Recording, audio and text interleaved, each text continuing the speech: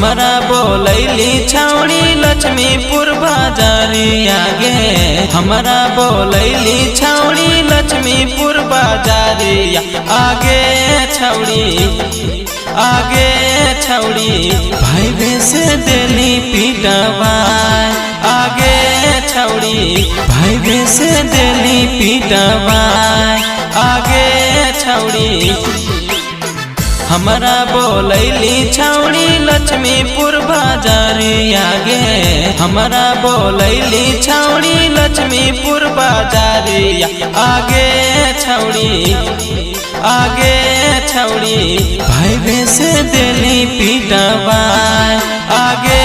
छौड़ी भाई से दिली पीटवाई आगे छौड़ी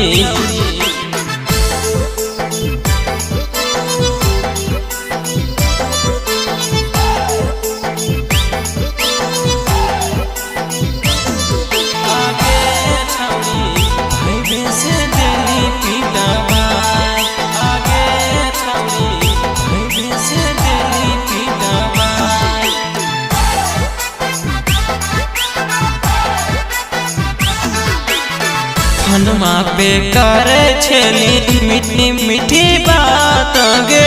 हमरा बोलाई के तो खिलेले मुक्का लाइट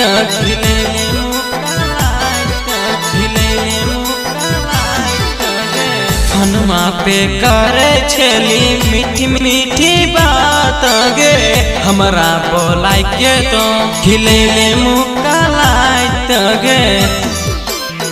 तोरा चाहलियो हमें मौगियों से ज्यादा गे तोरा चाहलियो हमें मौगियों से ज्यादा आगे